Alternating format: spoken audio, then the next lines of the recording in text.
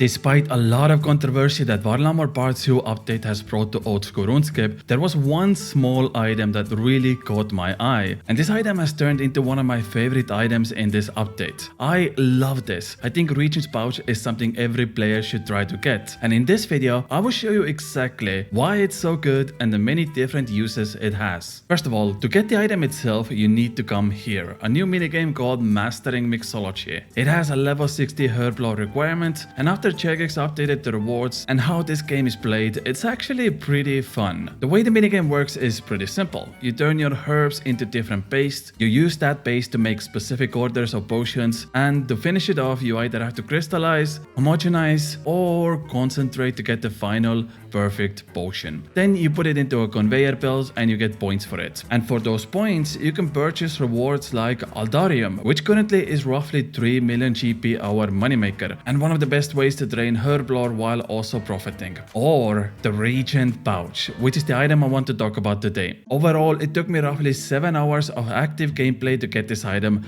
and by active I really mean there is no downtime in this minigame. You constantly have to look out for the next step to complete your potions. The good thing about this minigame is that you immediately get to go in and out whenever you want, and there is no loading screens or waiting timers to start earning points. Unlike most minigames in oldschool RuneScape that rely on other players and require you to wait after the round ends. So after 7 hours was up, I finally get my item and it is beautiful. Regent's Pouch. First and foremost effect is that it holds 26 secondary ingredients if making potions. Oh, and by the way, if you want to see more of this kind of videos where I talk about niche items in oldschool RuneScape that many players might not know about, please consider subscribing to the channel so you don't miss out on the next video. Thank you very much. Okay, let's continue. Regent Pouch's main purpose is that if I want to drain herb lore, I can put 26 ingredients into the pouch, then take out 26 unfinished potions from my bank, and now I can make an entire inventory of potions with one go. Previously you had to take 14 ingredients, 14 potions, and it was much less AFK. The experience per hour is somewhat the same. There is a slight buff just because you have to bank 2 times less than you used to, and that's also the main benefit. Before you had to bank every 16 seconds, now it's every 30 seconds, which just gives you almost twice the AFK time while draining the skill. Without the pouch, it perfectly encapsulates that awkward experience where the process of making potions is quite not long enough to AFK,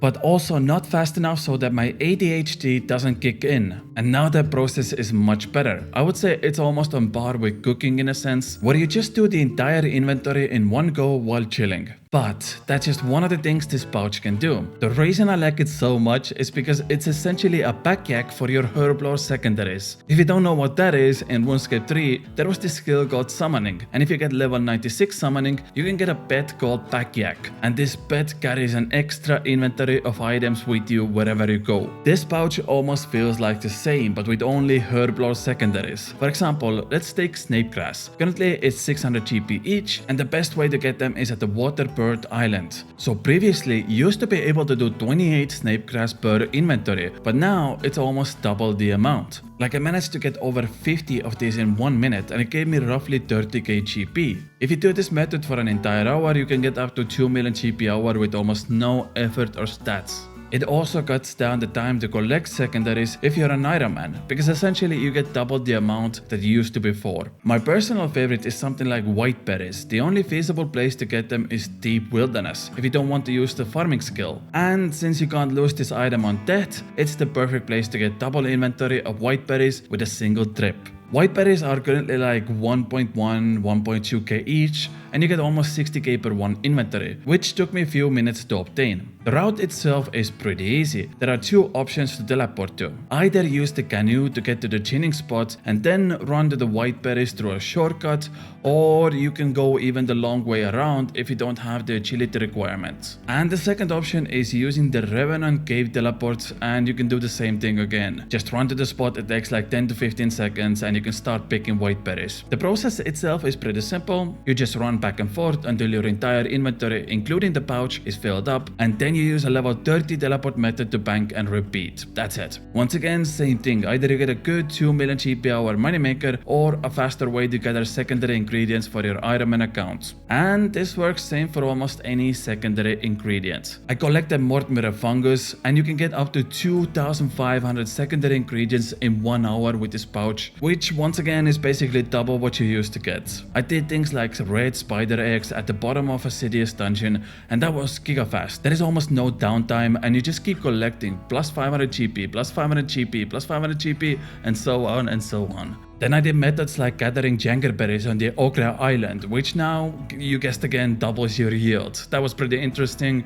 And I also tried to do this with wines of Samurai, because technically that's also a Herblore secondary ingredient, and you can put that item into your pouch. But I think for this one, actually farming the Samurai grape seeds is a bit faster method. I also did toad legs, which I thought was pretty funny. They are used as a secondary ingredient for agility potions, and you just come to the swamp, rip off their legs, and put them into your pouch. That's it. And then it hit me. I actually found the coolest place to use this item, which is Warcut. You see, crushing superior dragon bones counts as a Herblore secondary ingredient. And I suddenly remembered, this has happened to me so many times. My inventory gets too clogged up and I can't pick everything up, so I always leave some loot behind. But now I can just bring a pestle and mortar along with the region pouch, and I can essentially put all my bones into the pouch. Of course, in a grinded up form. And this saves me so many inventory spaces during a longer trip. If you get like 6 or 7 kills per trip, that means like 15 superior bones before you run out of supplies, and there is no way to fit all of this loot into your inventory along with everything else you get.